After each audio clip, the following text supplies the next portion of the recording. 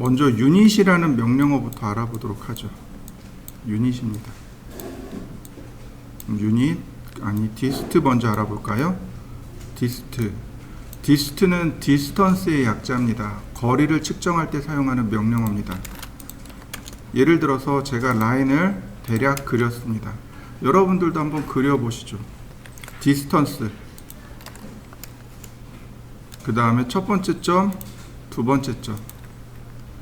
그러면 이와 같이 두 점의 거리가 나옵니다. 디스턴스, 거리, 그 다음 각도, 그 다음 수평 X방향, 수평 Y방향, 이렇게 나오게 됩니다. 여러분들도 한번 측정해 보시죠. F2키를 누르면은요, 이렇게 텍스트 윈도우가 떠요. 자, 다시 한번 볼까요? 제가 커맨드 라인을 이렇게 붙여놨습니다. F2키 누르면 이렇게 텍스트 윈도우가 뜹니다. 바로 이 부분에 확인할 수 있어요. F2키입니다.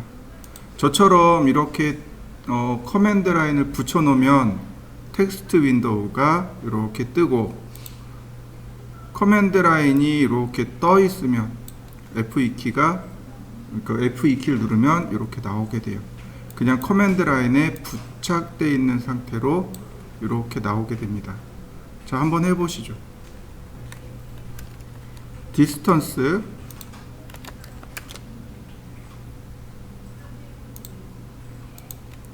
자, 근데 문제는 이거죠. 각도가 소수점이 없네요. 정확하게 28도 맞을까요?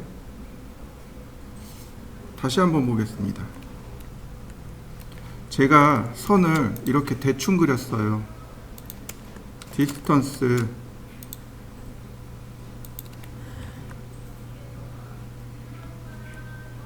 역시 소수점이 안 나오네요. 그죠? 정확하게 정확하게 그려져서 소수점이 안 나오는 걸까요? 아니면 다른 이유 때문에 안 나오는 걸까요? 일단 여러분들도 한번 해보시죠. 각도에 소수점이 나오나 안 나오나를 체크해 보시면 됩니다. 여러분들 각도를 측정하실 때요, 여기를 첫 번째 점으로 찍으면 여기가 0도입니다. 두 번째 점이니까 이렇게 각도가 나올 거예요. 여기를 첫 번째 점으로 찍으면 여기가 0도이기 때문에 각도가 이렇게 측정이 될 겁니다. 자, 그걸 떠나서 어떤가요? 각도에 대해서 소수점이 안 나오고 있죠? 이건 유닛이라는 명령어에서 해결할 수 있습니다. 유닛이요. 유닛. 단위란 뜻이죠. 자, 유닛. 그러면 이와 같이 단위가 뜹니다. 길이에 대해서는 10진수, 소수점 4자리, 각도에 대해서는 10진수, 소수점이 0. 지금 반시계 방향이죠. 얘를 체크하면 시계 방향으로 들어갑니다. 기본 단위는 밀리미터. 자, 어떤가요? 여러분들도 확인해 보시죠.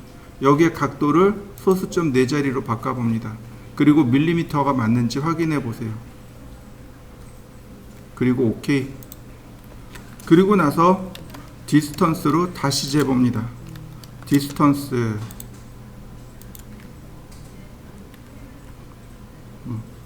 각도에 소수점이 나오는 거 확인하셨나요? 자, 여러분들도 한번 해보시죠. 생각보다 그 거리 측정할 때 많이 써요. 굉장히 많이 쓰니까 꼭 기억하시면 되겠고, 자, 에어리아요. 면적. 많이 사용하는 명령어, 그 다음에 여러분들이 반드시 알아야 될 명령어가 에어리아입니다. 자, 렉탱글, 사각형을 하나 그려보죠. 골뱅이 1000, 1000, 서클, 반지름 500. 자, 이렇게 두 개 그려보시죠. 에어리아, 면적을 구하는 명령어입니다. 면적을 구하는 방법은 두 가지 방법이 있습니다. 첫 번째는 점을 찍으시면 돼요. 여기 코너 포인트라고 되어 있죠? 점을 찍으면 돼요. 두 번째는 객체를 직접 선택하시면 돼요. 자, 에어리아입니다. 첫 번째 점, 두 번째 점, 세 번째 점, 네 번째 점. 점을 찍을 때마다 이렇게 녹색 영역이 생겨납니다. 마지막에 엔터. 그러면 이와 같이 면적과 둘레가 계산되어집니다. 여러분들도 계산해 보시죠. 그럼 원은 어떨까요? 원은 에어리아 점을 찍으려고 했더니 찍을 점이 없네요. 이런 경우는 오브젝트, 원 같은 경우는 오브젝트에서 클릭하면 바로 이렇게 면적과 원둘레가 계산되어집니다. 원도 한번 계산해 보시죠. 제가 여기다가 원을 그려보죠. 중간에다가 반지름 100mm, 반지름 150mm, 반지름 200mm, 반지름 250mm. 너무 작은가요? 어쨌든 제가 이렇게 만들어 봤습니다.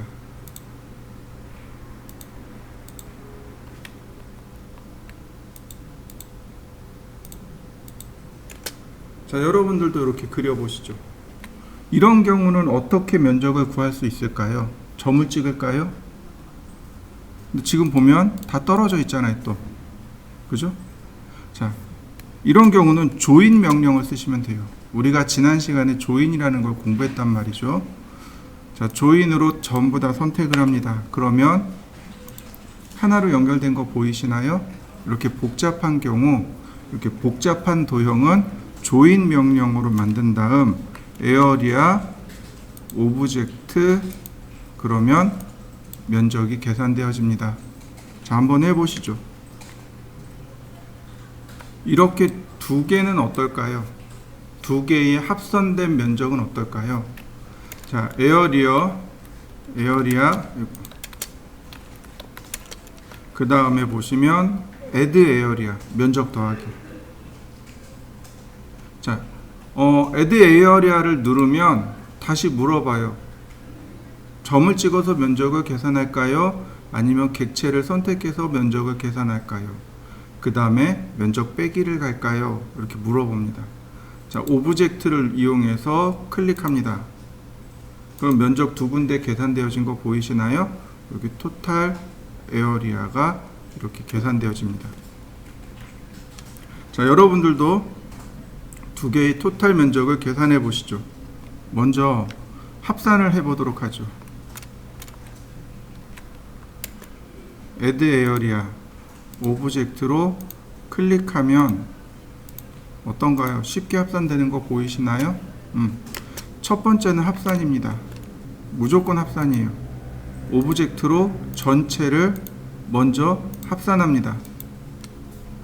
자, 엔터를 누르면 여기 서브트랙트 에어리아 나오죠? 면적 빼기요. 그러면 다시 오브젝트가 나옵니다. 면적 빠지는 거 보이시나요? 네.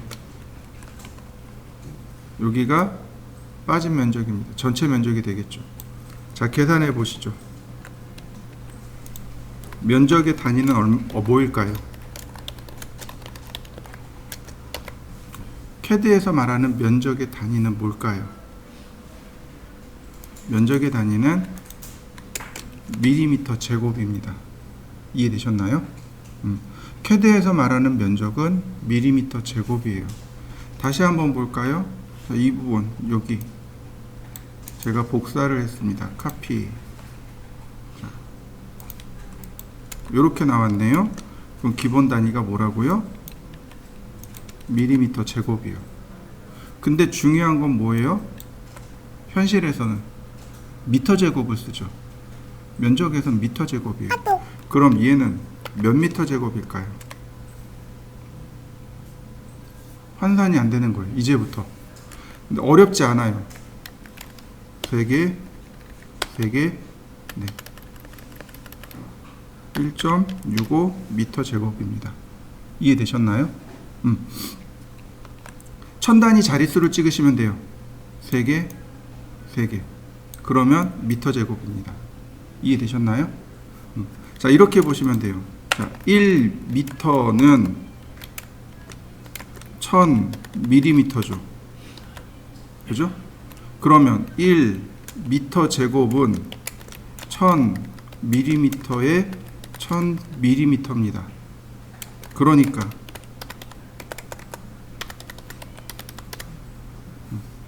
자, 이해되시나요?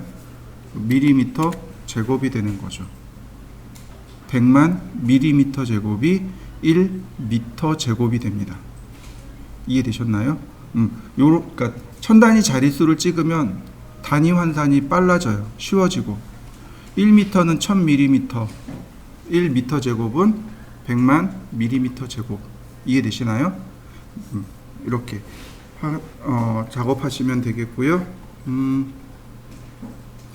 자, 우리가 이제 여기서 조금 더 나아가야 될 게 뭐냐면, 여러분들 잘하는 단위 들어보셨나요? 한자, 두자, 잘하는 단위 들어보셨나요? 처음 들어보시나요? 그 나이가 있으신 분들은 좀 들어봤을 텐데, 제가 결혼할 때, 요즘은 대부분 다 붙박이장으로 나와요. 근데 제가 결혼할 때는 붙박이장이 그렇게 흔치 않았어요. 정말 진짜 부자들만 붙박이장이 있었어요. 그래서 장롱을 사야 돼요. 그래서 이제 예비 와이프랑 이제 장모님 모시고, 그리고 이제 그 장롱 파는 데 갔어요. 가구 가게에 갔어요. 그랬더니 점원이 뭐라 그러냐면 9자요, 10자요, 이렇게 12자요 이렇게 물어봐요. 장롱을 자로 이야기합니다. 자, 한자, 두자, 도대체 얼마지? 처음엔 감이 없었어요. 도대체 무슨 얘기를 하는 걸까? 네, 그 자가 그거예요. 30.3cm. 이게 한자입니다. 그러니까 12자면 3m 60, 9자면 2m 70. 이해되시나요? 그 3m 60이잖아요. 나누기 4개. 그러니까 장롱 하나가 90cm입니다. 그래서 이렇게 보시면 돼요. 일반적으로 장롱 있잖아요. 장롱은 폭이 900mm입니다. 폭이 900mm인 거예요. 요만한 거 폭 900mm짜리 900mm짜리가 4개 있어야 되지 않겠습니까? 이런 얘기예요.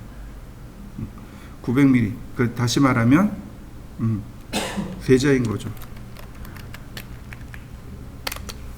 이해되셨나요? 예전에 아주 오래전 어느 쪽이냐면 그 우리나라는 정확하게 모르겠고 그 유비관우 장비가 살던 시절, 그 시절에 한 자는 20cm였다고 해요. 아니 15cm였다고 합니다. 한 자가 아주 먼 옛날 15cm였다고 합니다. 이 자가 뭐냐면은 한 뼘이요. 한 뼘을 한 자라고 합니다. 그러니까 여러분들 이렇게 손바닥 쫙 펼치면 얼마나 나와요? 대략 옛날 사람들은 키가 작으니까 15cm밖에 안 나왔던 거죠. 그래서 한 자가 15cm였는데 시간이 지나니까 어떻게 돼요? 키가 커지죠. 그러니까 대략 20cm까지 커집니다. 한 자는 20cm 정도 됐었어요. 여러분들도 지금 이렇게 손 이렇게 쭉 펼치면 얼마까지 나오나요? 좀 손이 큰 사람은 한 25cm, 22cm까지 나오고, 저는 손이 되게 작거든요. 그래서 20cm 빠듯하게 나와요.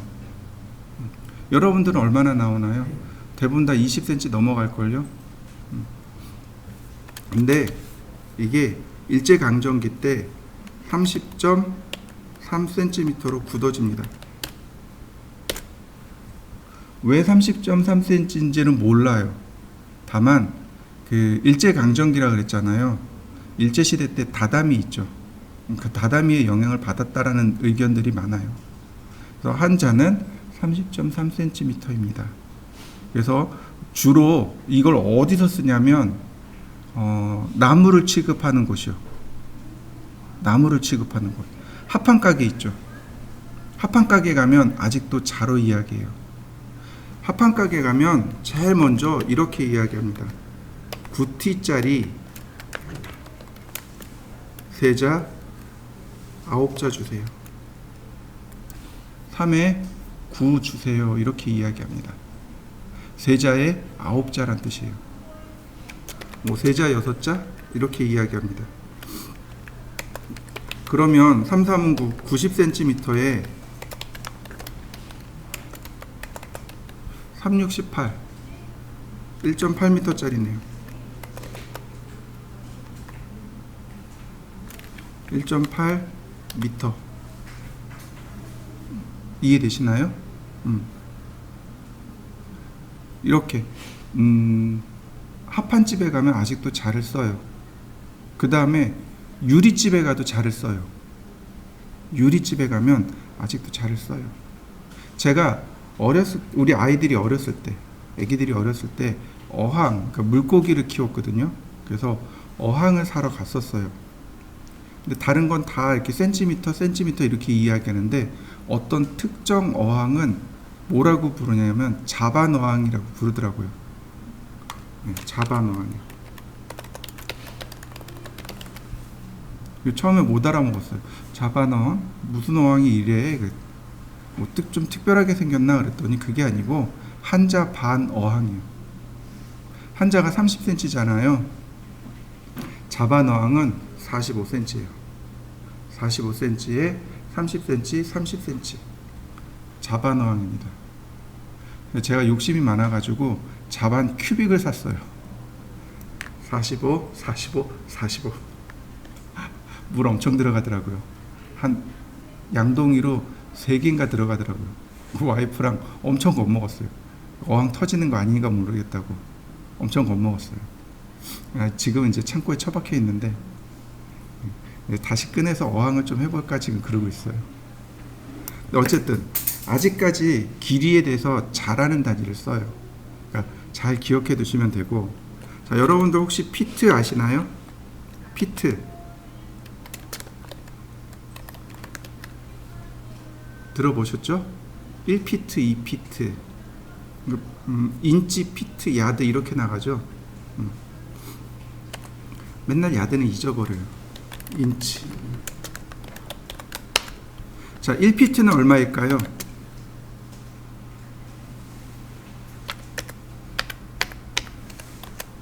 30.48cm를 1피트라고 합니다. 특이하게 이 피트의 어원은 푸트에서 유래된 단어입니다. 한 자는 한 뼘이라 그랬죠. 1피트는 발바닥 한 폭을 피트라고 합니다.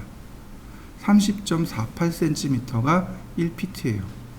그리고 또 하나 1인치는 1피트 나누기 12 1피트를 12개로 쪼개면 돼요. 2.54cm가 1인치입니다. 자요. 2.54 곱하기 12 그럼 30.48 이해되셨나요? 그러니까 이런 자, 피트, 인치는 기본으로 외워두시면 좋아요. 야드가 피트 3개를 야드라 그랬나? 제가 1야드가 그 3피트로 알고 있거든요. 그럼 1m가 채 안 돼요. 30.48 곱하기 3개 91. 그러니까 단위 환산이 그냥 1야드를 1m로 그냥 따져놓고 보시면 조금 더 쉬운 거죠. 이해되시나요? 좋습니다. 그 다음에 또 하나 우리가 알고 있어야 될 게 있어요. 또 평이라는 단위가 있습니다. 들어보셨나요? 주로 집을 살 때 평 단위를 이야기 많이 하죠. 이건 30평이에요. 이거 24평이에요. 평수로 이야기하죠. 평이라는 단위가 나옵니다. 한 평은 몇 미터 제곱일까요?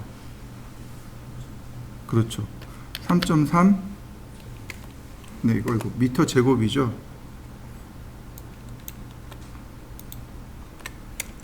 그럼 가로 세로가 얼마죠? 가로 세로가 얼마이어야 3.3 미터 제곱이 나오죠? 여러분들이 인테리어 설계를 할 거예요. 또는 건축 설계를 할 겁니다. 그럼 평으로 이야기할 거 아니에요. 그럼 한 평에 대한 개념이 있어야 될 거 아닙니까? 한 평이 도대체 얼마만큼인지 알아야 될 거 아니에요. 얼마죠? 가로 세로? 이건 간단해요. 루트 씌우면 돼요. 루트 3.3 하면 나와요. 제가 해봤어요. 1.8m 곱하기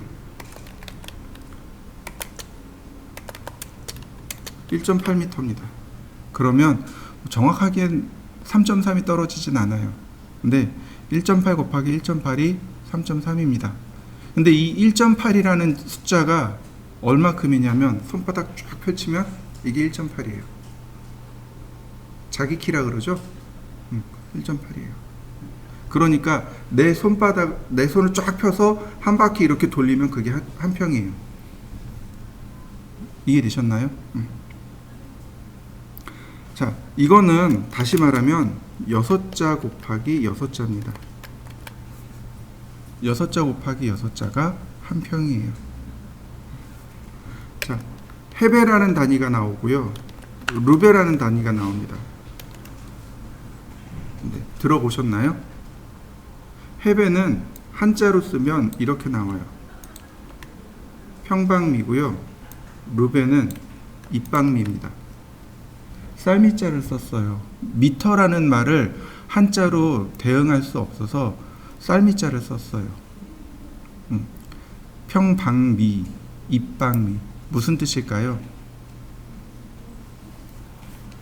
평방미는요, 미터 제곱을 말하고요. 입방미는요, 미터 세제곱을 말합니다. 부피를 뜻하는 거예요. 다시 말하면 헤베는 면적을 뜻하는 거고요. 루베는 부피를 뜻합니다. 건축 현장에 갔는데 헤베라는 단어와 루베라는 단어를 두 개를 다 쓰더라고요. 헤베는 주로 누가 쓰냐면 이 바닥 있죠. 타일 공사하시는 분들, 벽지 쓰시는 분들, 페인트 하시는 분들이 주로 헤베라는 단어를 쓰고요.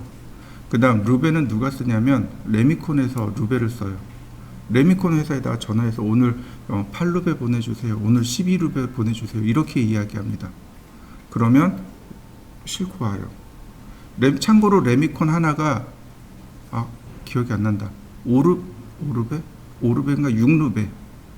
5루베인가 6루베인가 그래요. 레미콘 한 차에다 꽉 채우면 그렇게 나옵니다. 그래서 레미콘 차 몇 대인지 이렇게 따져서 그 면적, 그러니까 부피가 어떻게 되는지를 따지는데, 이 헤베 같은 경우가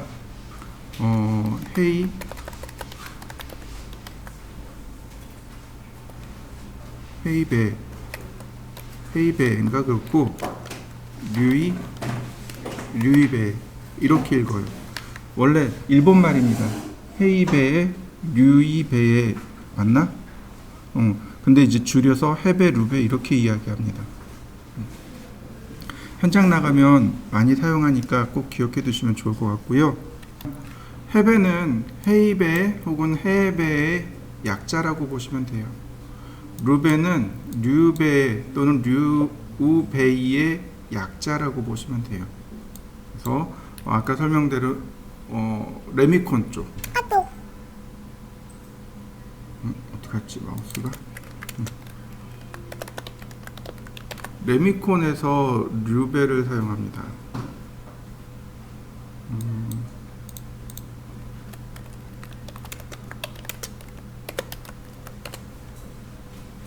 네, 6루베 맞네요. 레미콘 차 하나가 참고로 6루베 이렇게 이야기합니다. 자, 그 다음에 이제 우리가 이런 면적을 잘 알고 있어야 될 이유가 있습니다. 왜 면적을 잘 알아야 될까요? 이건 적산 때문에 그렇습니다. 적산이라는 건 자재요. 물량이요. 물량 산출이요. 물량 산출하는 가장 기본적인 방법이 면적에서 시작을 합니다. 예를 들어서 여기 벽에다가 벽돌을 쌓을 거예요. 그러면 벽돌이 몇 장 필요할까요? 간단해요. 그러니까 벽면의 면적 나누기 벽돌 한 장의 면적. 그러면 벽돌 개수가 나오게 되는 거죠. 이해되시나요? 이런 덕트 같은 거 있잖아요. 천정에 있는 덕트라든지 이런 타일 같은 거. 전체 면적 나누기 자재 하나의 면적. 그러면 기본적으로 개수가 나와요. 시멘트나 모래 이런 건 조금 물량 산출이 달라요. 적산이 조금 다릅니다만 기본적으로 이렇게 시작을 합니다. 예를 들어서 기계 쪽으로 넘어가면 철을 사용합니다. 우리가 이제 설계를 하고 이제 철을 구매를 해야 돼요. 근데 철은 중량으로 금액이 나가요. 철 1kg당 얼마 이렇게 나옵니다. 그럼 설계는 우린 도면만 있잖아요. 그러니까 이렇게요. 철의 부피는 구할 수 있어요. 그죠? 가로, 세로, 높이. 근데 이 부피에다가 뭘 곱하면 되냐면 비중이에요. 비중을 곱하면 돼요. 이해되시나요? 보통 가로 곱하기 세로 곱하기 높이 곱하기 비중 이렇게 되는데 단위가 여기가 미터, 이렇게 가로 미터, 세로도 미터, 그 다음에 높이도 미터. 근데 비중이 단위가 뭐냐면 센티미터 세제곱입니다. 센티미터 세제곱이에요. 이해되시나요? 그래서 나중에 이렇게 가로, 세로, 높이, 비중의 단위가 사라지고 센티미터 세제곱. 네. 그래서 나중에 단위가 뭐가 남냐면 킬로그램만 단위가 남게 돼요. 비중이라는 건 물, 가로 1cm, 세로 1cm, 높이 1cm의 중량을 비중 1이라고 합니다. 그래서 철의 비중은 7.8이에요. 철의 비중은 그러니까 우리가 도면을 보고 가로, 세로, 높이를 구한 다음 곱하기 7.8을 하면 킬로그램이 돼요. 그래서 전화를 하는 거죠. 오늘 철 그 단가가 얼마나 되나요? 그러면 지금은 얼마인지 모르겠지만 예전에는 한 9,200원에서 9,800원 사이 했었거든요. 1kg당. 그러니까 이제 거기에다가 이제 내가 사용한 전체 중량을 곱해버리면 구입 단가가 나오게 되는 거죠. 여기다가 이제 이런 게 되는 거죠. 자재비라는 게 있잖아요. 자재비가 있고, 그 다음 운송비 있고, 그 다음에 가공비 있고, 그죠? 그 다음에 뭐가 또 들어가요? 인건비가 있고, 이런 식으로 계속 곱해 나가는 거죠. 거기 들어가는 것들. 예를 들어서 철을 했으면 페인트를 칠해야 돼요. 그러면 여기에 도색비가 들어가는 거죠. 도장 비용이 들어가는 거죠. 그리고 맨 마지막에 뭐가 들어가요? 회사 마진이 들어가는 거죠. 그러면 견적이 나오겠죠. 그래서 그 설계를 쭉 하다 보니까 결론은 어디로 가냐면 결국은 적산으로 가더라고요. 처음에는 설계만 열심히 해요. 그다음 어느 순간 적산을 하기 시작해요. 적산하다 보니까 견적을 내기 시작하더라고요. 그래서 여러분들은 여러분들은 꼭 이 별거 아니지만, 이거 명령어 별거 아니지만 잘 기억해 두시면 돼요. 그리고 여기서 확인하시면 좋습니다. 여기 메주어라고 보시면 퀵 디스턴스 있죠. 반지름 있고 각도 있고 면적 있고 볼륨 있고 최저까지 이렇게 쭉 여기서 한 번에 계산해 낼 수 있습니다. 이거 가지고 계산하시면 돼요. 물론 명령을 쓰셔도 되고, 자, 1번은 제가 풀어드릴 테니까 한번 쭉 해보세요. 자, 이렇게 보시면 됩니다. X라인 0도선 하나 그리시고 45도선 하나 그리시고 90도선 하나 그린 다음 왼쪽 하단 사선을 잘라냅니다. 여기까지 해보시죠. 옵셋 70mm. 그래서 이 수직선을 왼쪽으로 옵셋합니다. 그 다음 옵셋 40mm. 수평선을 아래로 옵셋하고 트림으로 자릅니다. 그러면 여기 네모난 사각형 나오죠? 얘가 정면입니다. 자, 한번 그려보시죠. 적당히 띄우세요. 간격을 적당히. 이게 없어요. 너무 멀지도 너무 가깝지도 않게 적당히. 이 적당이라는 의미는 이 중간에 치수를 넣을 수 있어야 하는 그 정도의 간격이라고 생각하시면 되는데, 나중에 이동하시면 돼요. 나중에 이동하면 돼요. 자, 적당히 찍고 수평선을 쭉 그리는데 여기 45도 사선과 교차되는 지점이 나옵니다. 이때 클릭해서 수직으로 내리시면 됩니다. 그 다음 40mm 옵셋. 자, 이렇게 해보시죠. 필렛으로 이렇게 사선을 정리합니다. 사실 이 사선은 이렇게 길게 그릴 필요 없어요. 요만큼까지만 있으면 됩니다. 그리고 나머지 트림으로 잘라내시면 돼요. 그러면 얘가 사물의 앞쪽, 사물의 오른쪽, 사물의 위쪽이 됩니다. 앞에서 본 거, 오른쪽에서 본 거, 위에서 본 거. 우린 요걸 정투상이라고 합니다. 자, 요렇게 그려보시죠. 여기서 끝이 아니죠. 나머지가 또 나옵니다. 그래서 사선으로 이렇게 그려놓으면, 네, 1번 과제물은 완성이 됩니다. 여기까지 하시면 돼요. 나머지 2번, 3번, 4번부터 2번부터 해서 8번까지 쭉 한번 해보시죠. 20mm, 10mm, 10mm, 20mm.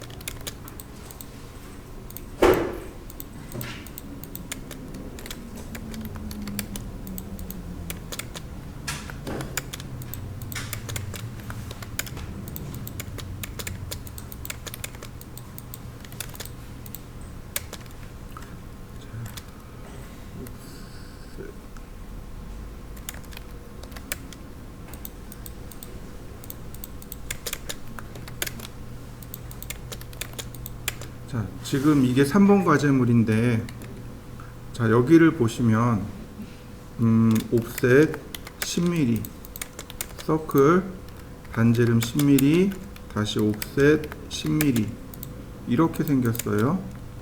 자, 필렛 처리하고, 얘는 중심선입니다. 얘는 중심선으로 바꾸시면 돼요. 랭스는 델타 5mm. 자, 이런 식으로 그리시면 돼요. 근데 문제는 뭐예요? 여기가 감춰진 거죠. 은선 처리돼야 돼요. 자, 미러 대칭이죠. 그래서 이쪽 부분을 전부 다 은선 처리하게 됩니다. 이런 식으로. 그럼 여기는 어떻게 보이냐면 요 선이 여기에 은선으로 나옵니다. 자, 옵셋 20mm, 10mm. 자, 트림으로 끊어줄 거 끊어주고,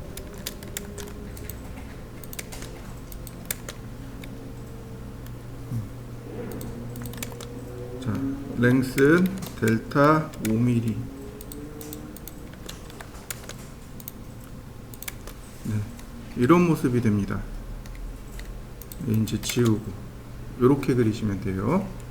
자, 이해되시죠? 자, 5번 같은 경우가 이렇습니다. 라인 45도 사선 그리고, 자, 5번 같은 경우는 정면을 먼저 그려볼까요? 30mm 옵셋하고 여기 사선으로 내려긋습니다. 옵셋 20mm. 자, 트림으로 끄는 되고요. 20mm. 서클 반지름 10mm. 자, 트림. 자, 다시 라인. 자, 요 선들은 중심선. 랭스는 델타 5mm. 정면에서 보면 이렇게 생겼습니다. 자, 라인. 자, 요 부분이 여기. 다시 요 부분이 여기. 자, 다시 요 부분은 여기까지. 여기도 마찬가지로 여기까지. 자, 이때 여기는 은선으로 이렇게 지나가면 돼요. 붙어버렸네. 자, 중심선이 이렇게 그려집니다. 랭스는 델타 5mm. 특성 일치. 그러면 중심선. 아니, 평면. 자, 옵셋 20mm.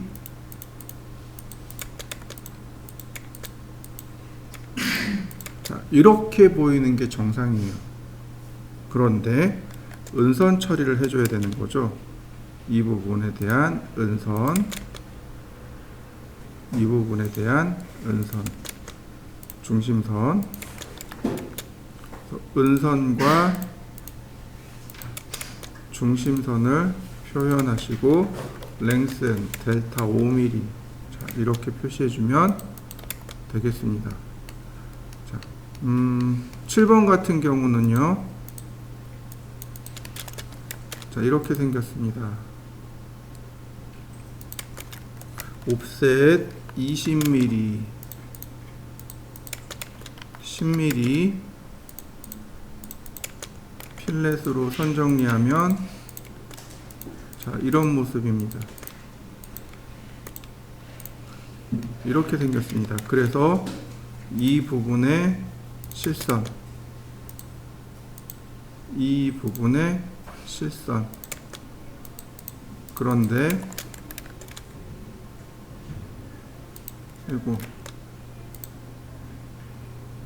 이 부분에는 은선.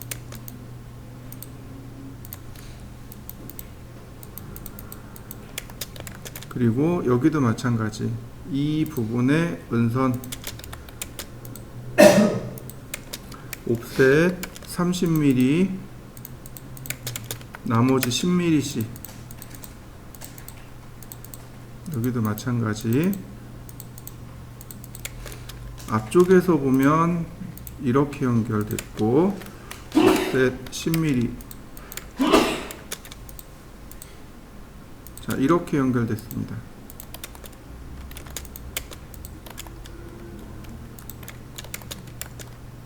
이렇게요. 이런 모습입니다. 그래서 여기도 그리면 자, 이렇게요.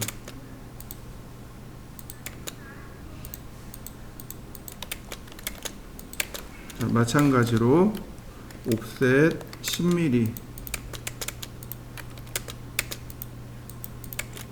라인을 대각선으로 그리면 자, 이렇게요. 이런 모습으로 생겼네요.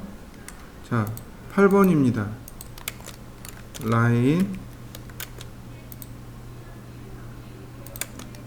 정면에서 보면 이렇게 10mm, 30mm 그 필렛 처리하시면 돼요. 옵셋 10mm, 20mm.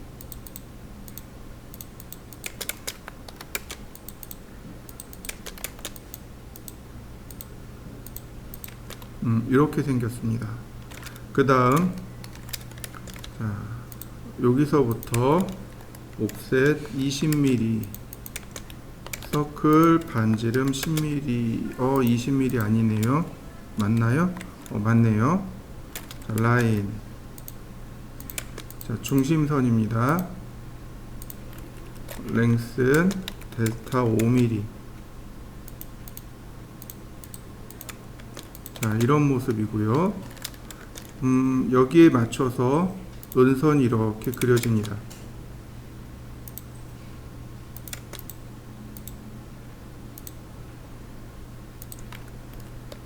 역시 마찬가지로 중심선을 그려야 됩니다. 랭스는 델타 5mm. 자, 라인 자, 옵셋 10mm. 이 안쪽으로 10mm.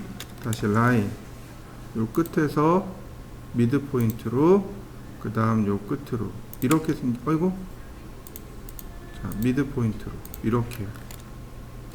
그 다음 카피 복사한 겁니다. 이렇게 바깥쪽으로 복사를 하시면 돼요. 트림을 자르면 이런 모습입니다.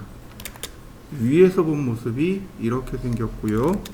자, 그러다 보니까 여기 네, 라인이 이렇게 생기네요. 이거를 카피하면 자, 이런 모습이고, 트림으로 자르면 이렇게 됩니다. 자, 챔퍼 디스턴스 10mm. 그 다음에 노 트림 모드 이렇게요. 자, 매치 프로퍼틱스, 그 다음 옵셋 10mm. 여기도 매치 프로퍼틱스. 라인 미드 포인트에서 선 그리고 다시 한번 체인지. 옵셋 10mm. 자, 은선입니다. 랭스는 델타 5mm. 자, 그 다음 여기 중심선이 내려오는데 여기까지요. 그리고 선이 이렇게 생겼습니다. 얘가 8번입니다. 자, 한번 그려보시죠.